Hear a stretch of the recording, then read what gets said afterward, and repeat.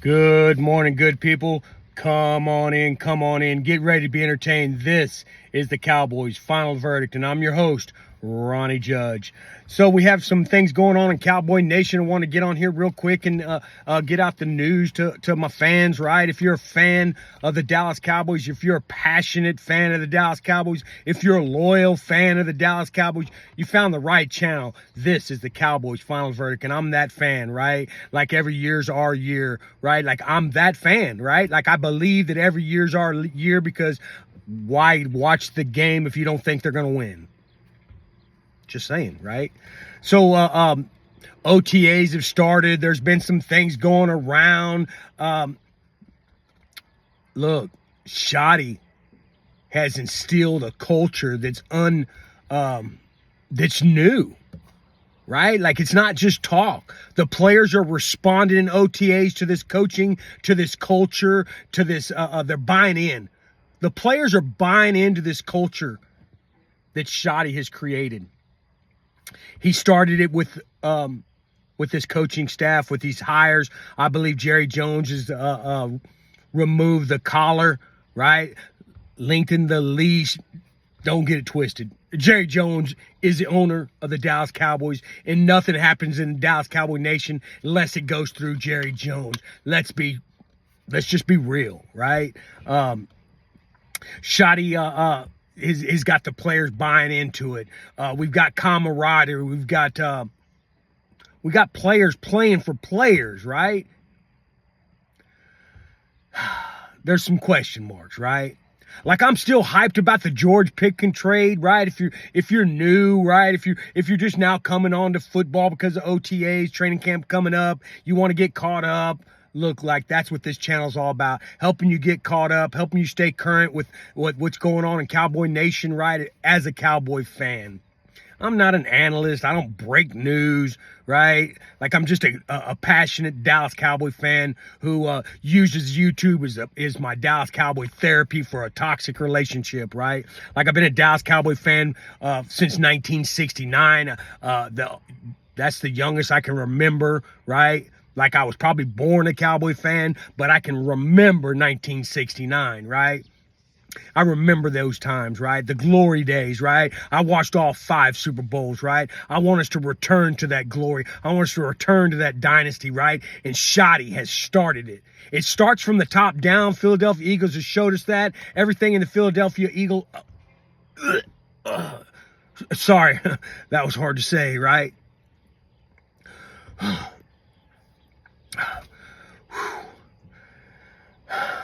The Dallas Cowboys are moving differently this year, right?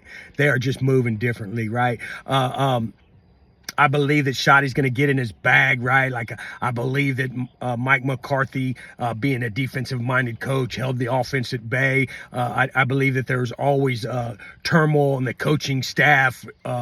Kellen Moore, Mike McCarthy, Brian Schottenheimer. I don't believe that they meshed the way that we all thought they did or wanted them to. But this coaching staff, this organization, what's going on now is absolutely meshing, right? Like Shoddy's got 13 personnel. Like we're talking about the running backs. Like what's going to happen? Jadon Blue is a dynamite player, man. He was a great pickup. He's got 4.29, 4.3 speed, right? Like he's a weapon out of the backfield. We got Hunter Lemke. Man, I believe Hunter Lemke in this offensive scheme will be a hidden gem. Like he showed on the field. He's versatile. He plays all over. He does a lot in special teams, right? Like he's hidden behind some of these things that have gone on in our running back room. I believe Hunter Lemke marked that him coming out and helping this running back team and 13 personnel instead of it being a second tight end, be Hunter Lemke, right?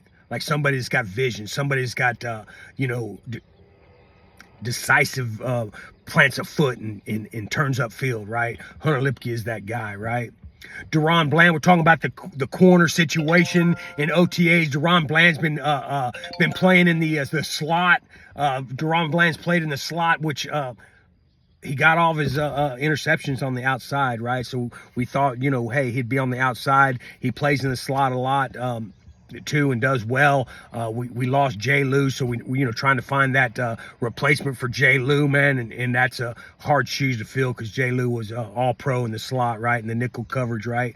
But seeing Bland in the nickel or seeing Bland in the slot was new to me, but really they were rotating all these guys in and out, man. Pierce had played out there, Booth played in the slot, right? Like, so, a lot of that's going on. They're just trying to figure out what works best, who works best, who can work in certain situations. That's what coaching's all about. That's what we want to see this time of year. We want to see the coaches get in their bag. We want to see the coaches cook. We want to see the players put in a position to be successful, right? Like Shotty said that he was going to make the scheme around the players, not the players fit the scheme. This is evident already evident in OTAs, right? Our corners have been playing, they're seeking where they have fit, and I think that's the perfect way to do it. Devontae Williams, healthy pre-injury, will he be that? I don't know. As far as running backs and Jadon Blue, just get him involved, right? Like he's good things happen every time Jadon Blue touches the football. Good things happen. He's had some fumbling issues. Yeah, I get it. Come on here, blow me up in my comments. I hope you do. Like, I want to interact with you too, right? Like, share, and subscribe if you're new. Help me beat the algorithms, right? Help me build my channel. So I can go live, right? It takes 50 subscribers to go live so I can interact with you guys. It costs absolutely nothing to subscribe. Just click the button, right? Like, share, and subscribe. Like, but I think Limke's going to be our surprise, man. I think he's really the hidden gem, for our backfield. Looks like they probably carry 4 or 5, maybe 6, right? Doing this real committee process, right? We said we're going in the draft if we didn't get Amari and Hampton or Genty, that we were going to be running back by committee, and pro weapons. We were talking in pre-draft about, like, okay, get you a running back in the 3rd and get you another one in the 6th, right? Well, okay, we've got that on our team now, right, with experience, right? So give them that opportunity. Let's see what happens in OTAs. Let's see what happens in training camp. If the running back situation needs to be addressed, that's when the player personnel comes out and finds that player, man. That's what their job is, right? Like, but right now, let's see what these guys can do in the running back situation, right? Because this offensive line is going to start in the middle. They're going to maul people, right? They're going to have violence at the point of attack. Our offensive line is coming together.